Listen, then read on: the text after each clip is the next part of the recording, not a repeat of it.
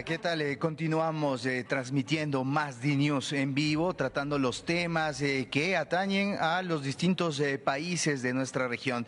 Estamos propiciando un análisis integral desde las distintas aristas de lo que tiene que ver con esta propuesta del presidente Daniel Noboa y su gobierno de incrementar el IVA hasta un 15% para poder fondear una guerra, un conflicto interno armado y además una crisis fiscal que actualmente pone en peligro el pago de sueldos a la burocracia ecuatoriana. Hemos escuchado a sectores políticos, a la ciudadanía y vamos a continuación a propiciar un diálogo con un sector y un actor fundamental. Se trata del sector productivo, el sector de las industrias.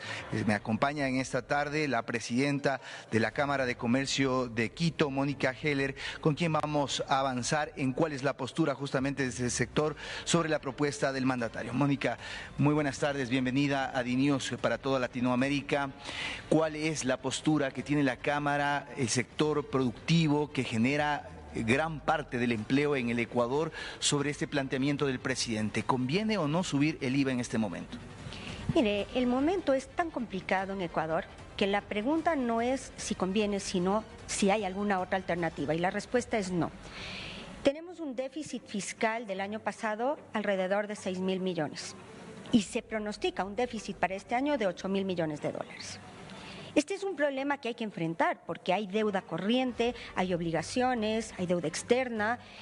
Si no se sube el IVA, que es la única medida que da respuesta inmediata, el Estado probablemente no podrá afrontar sus obligaciones del mes de febrero. Entonces, la respuesta es, a nadie le gusta que le cobren más impuestos. Por supuesto que nadie va a contestar que está contento de un incremento al IVA, pero este momento exige una medida urgente y la única respuesta urgente es el incremento del IVA.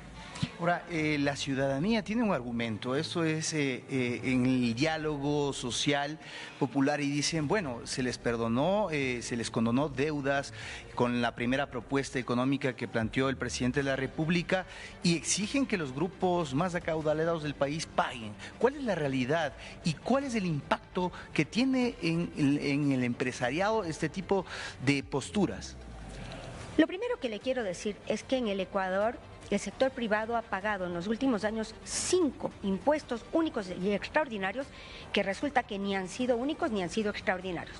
Y eso no resuelve el problema, porque eso cae en saco vacío, resuelve la inmediatez del problema y a los pocos meses el Estado vuelve a estar en la misma situación pretendiendo que el sector privado vuelva a afrontar el problema.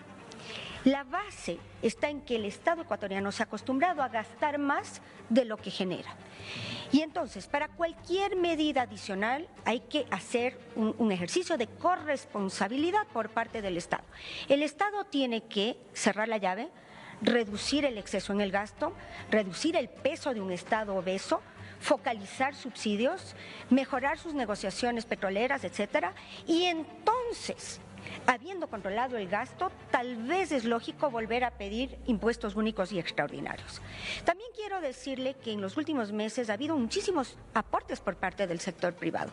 Primero hemos asumido la autorretención del 3% sin objeción alguna.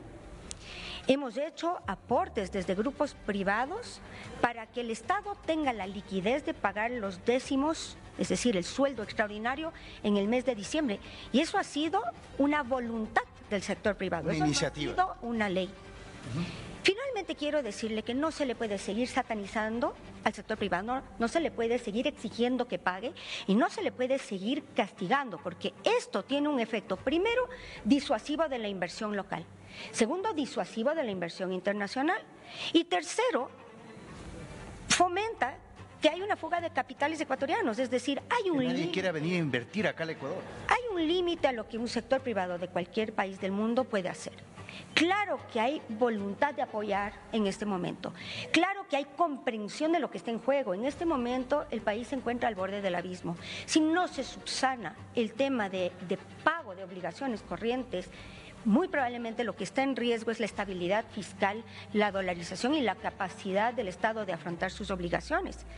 Pero eso no nos puede llevar a una fórmula repetida, fracasada, fallida, disuasiva de la inversión y castigadora a quienes generan el 90% del empleo en el Ecuador, de seguirle castigando, porque en realidad lo que hay de fondo con esos mensajes es un castigo, es una sanción, no es un pedido de aporte, sino es una intención de castigar al sector productivo. Y yo creo que este es un momento diferente del Ecuador. Hemos encuestado a la población, 53 o 54% de la población está de acuerdo con subir al IVA. Primero por la respuesta inmediata que esto genera, pero también porque es un esfuerzo colectivo de todos los grupos societarios, es decir, no se le puede. ¿Cuál es la fuente de esa encuesta? La Cámara de Comercio de Quito. Entonces, si usted de verdad pretende solventar una situación a largo plazo, se necesitan primero medidas a largo plazo, tanto en una mejor contribución impositiva como en una reducción del gasto público. Mónica, hay sectores políticos que plantean como alternativa el incremento al ICE. ¿Qué pasa con eso? ¿Es beneficioso o no al sector? Al ISD. Cualquier castigo a la salida de capitales es en esencia un desincentivo al ingreso de capitales.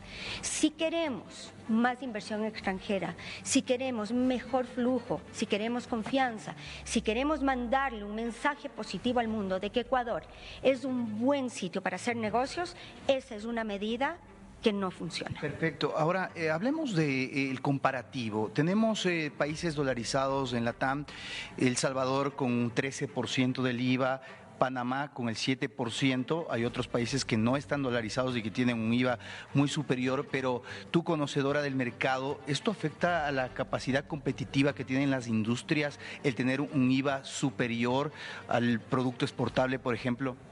Mire, el IVA siempre encarece, excepto en los productos que están exentos de IVA, por supuesto genera un costo un poquito más elevado en toda la actividad comercial. Pero el problema del Ecuador, la competitividad del Ecuador radica en algo diferente.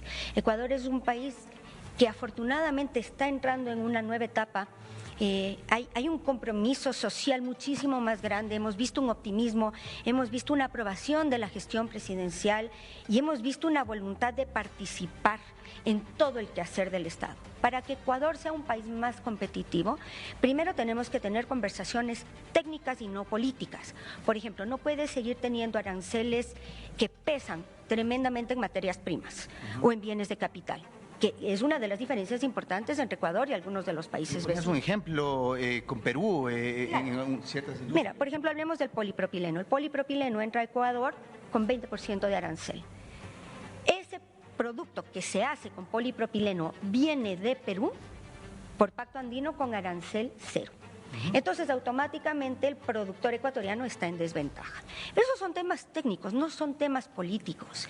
Y creo que este es un momento importante para hacer cambios de fondo, para corregir muchísimos errores que ha hecho el Estado a través de los años, unos por falta de conocimiento y otros por presiones políticas.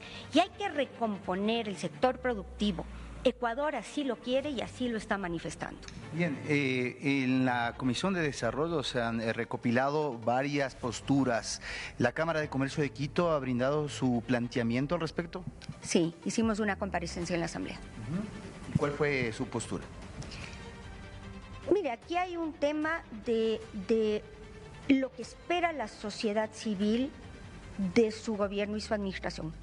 Estamos apoyando esta decisión importante y patriótica de devolverle la paz al Ecuador. Los ecuatorianos estamos contentos y queremos que esto tenga éxito porque queremos volver a un país de paz y estabilidad. También entendemos que el Estado ecuatoriano hoy ha heredado una serie de problemas acumulados que nos dejan en una muy mala situación, que no es la que nos gusta y que no es la que quisiéramos, pero es la que tenemos. Y que para poder superar este momento, ¿qué lo haremos? Porque Ecuador es un país de gente resiliente y lo haremos, pero para poder hacerlo necesitamos apoyar con un IVA incrementado que probablemente pesará en todos los bolsillos ecuatorianos, pero que se vuelve absolutamente necesario y fundamental para poder salir del bache. Paralelamente, le pedimos al Estado ecuatoriano corresponsabilidad ahorro en el gasto, reducción en un Estado obeso, eficientización en los procesos, mejores negociaciones, es decir, no podemos pedirle solo a la sociedad civil que sacrifique, el Estado tiene que hacer la contraparte, tiene que tomar decisiones profundas, difíciles y hacer cambios de fondo, estructurales, como por ejemplo la focalización o eliminación de los subsidios que hoy son vigentes en el Ecuador. Excelente. Mónica Heller, presidenta de la Cámara de Comercio de Quito. Ahí tienen ustedes otra arista, otra postura de un actor fundamental. Generan más del 90% del empleo en el Ecuador, el sector privado, y es muy importante la postura que tengan de cara a esta propuesta del presidente Daniel Noboa de incrementar en 3 puntos. Es muy importante destacar que se estipula que hay una temporalidad de 2 años para este incremento de 2 puntos. Uno permanecería ubicando al Ecuador en el 13% del IVA. Estos considerandos tendrán que ser abordados, por supuesto, en el Parlamento ecuatoriano, que el próximo día martes va a estar debatiendo en segundo momento esta ley que busca financiar el conflicto interno armado en el Ecuador. Continuamos con más programación en DNews. Nos vemos más adelante. Soy César García Vélez.